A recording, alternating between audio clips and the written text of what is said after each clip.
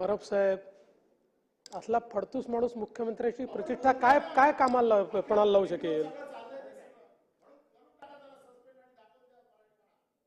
माननीय सभापती महोदय, या ठिकाणी सन्माननीय विरोधी पक्षाच्या सर्व सदस्यांनी जो एक महत्त्वाचा मुद्दा उपस्थित केलेला आहे आणि माध्यमांमध्ये देखील हा मुद्दा चाललेला आहे।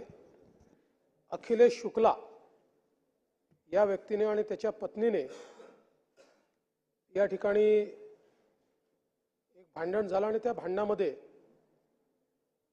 मराठी माणसाला अपमानित होईल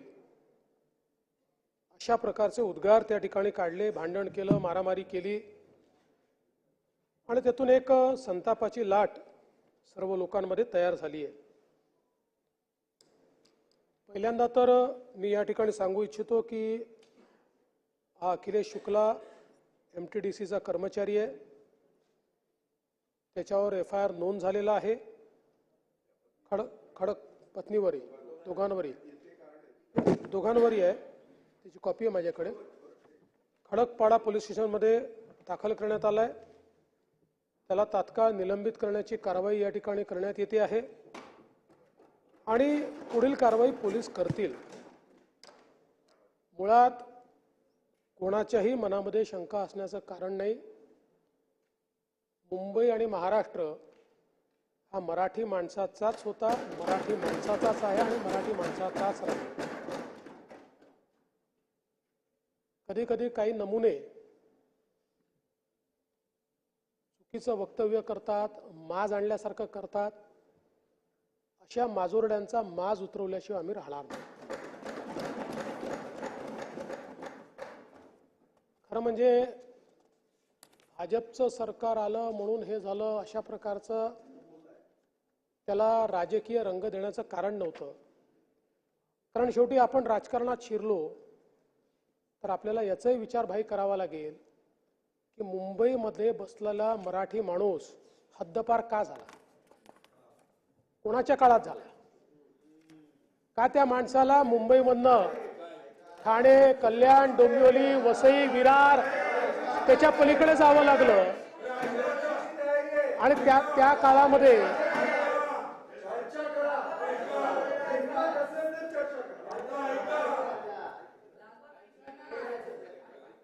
भाई माझे मित्र, तुम्ही मुजोरी करायला हिंमत लागत नाही। तथ्यावर बोललं पाहिजे आपण सगळ्यांनी आणि तथ्य हेच आहे। आज मुंबईचं सगळं रिडेव्हलपमेंट कधी झालं? त्या रिडेव्हलपमेंट मधला मराठी माणूस बिचारा कुठेतरी 300 स्क्वेअर फूट मध्ये बसलेला आहे आणि मोठ्या मोठ्या फ्लॅटमध्ये कोण राहत आहे त्या ठिकाणी?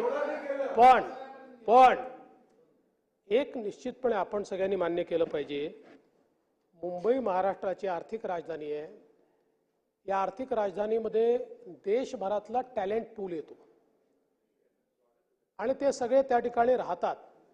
आणि मी हे बघितलेलं आहे, मुंबईमध्ये 3-3, 4-4 पिढ्यांपासून राहणारा उत्तर प्रदेशच्या एखाद्या जिल्ह्यातून आलेला व्यक्ती तुमच्या माझ्यासारखी उत्तम मराठी बोलतो, तुमच्या माझ्यासारखा आपले सगळे सणवार त्या ठिकाणी साजरा करतो, किंबहुना गणपतीसारखा आपला सण हा ज्यावेळेस तो साजरा करतो त्यावेळेस तो उत्तर भारतीय आहे की मराठी आहे असा प्रश्न आपल्याला पडावा। अशा प्रकारची परिस्थिती आपल्याला पाहायला मिळते। मात्र हे जे काही लोक असा माजोरडेपणाने या ठिकाणी बोलतात त्याच्यामुळे मुंबईच्या सोशल फॅब्रिकला देखील एक प्रकारचं गालबोट लागतं आणि म्हणून मराठी माणसाचा आवाज म्हणून या विधान परिषदेच्या माध्यमातून, विधानमंडळाच्या माध्यमातून मी ठणकावून सांगतो की कुठल्याही परिस्थितीमध्ये मराठी माणसावर अन्याय आम्ही होऊ देणार नाही आणि प्रत्येकाला काय खायचं याचा अधिकार आणि स्वातंत्र्य हे संविधानाने दिलेलं आहे। एखाद्या समाजाला शाकाहार महत्त्वाचा वाटतो तर तो समाज निश्चितपणे शाकाहारी लोकांचं संघटन तयार करू शकतो, त्यांच्याकरता एखादी योजना तयार करू शकतो पण इन जनरल अशा प्रकारे यांना आम्ही राहू देणार नाही, त्यांना आम्ही राहू देणार नाही, घर नाकारणं अशा प्रकारचे अधिकार कोणालाही नाही. मला असं वाटतं की या ठिकाणी कोणी शाकाहाराचा पुरस्कार करतोय याकरता त्याचा तिरस्कार करण्याचं कारण नाहीये. मात्र त्या आधारावर भेदभाव करणं ही गोष्ट आपल्याला मान्य करता येणार नाही. आणि म्हणून या दृष्टीने देखील अशा प्रकारच्या तक्रारी जर आल्या तर त्याच्यावर योग्य कारवाई करण्यात येईल. आणि मला असं वाटतं की आपल्या देशामध्ये अनेक परंपरा आहेत. आपल्याला माहिती आहे की बंगालसारख्या राज्यामध्ये सगळे समाज त्या ठिकाणी मासळी खातात, देवालाही दाखवतात. काही राज्यांमध्ये 100% आपल्याला शाकाहार दिसतो.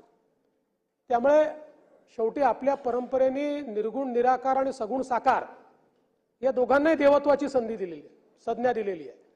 निर्गुण निराकार आहे जो त्या ठिकाणी काय म्हणतात दगडात देव पाहत नाही, मूर्ती ठेवत नाही, त्यालाही आपण देवत्वाची संज्ञा दिली आहे.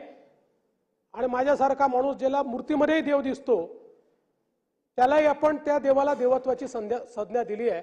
आणि मला असं वाटतं की आपल्या देशाचं हे जे वैविध्य आहे ते वैविध्य त्या ठिकाणी टिकलं पाहिजे ही देखील आपली जबाबदारी आहे. पण त्याच वेळी जी आमची क्षेत्रीय अस्मिता आहे, एक आमची राष्ट्रीय अस्मिता आहे, तशीच आमची एक क्षेत्रीय अस्मिता आहे.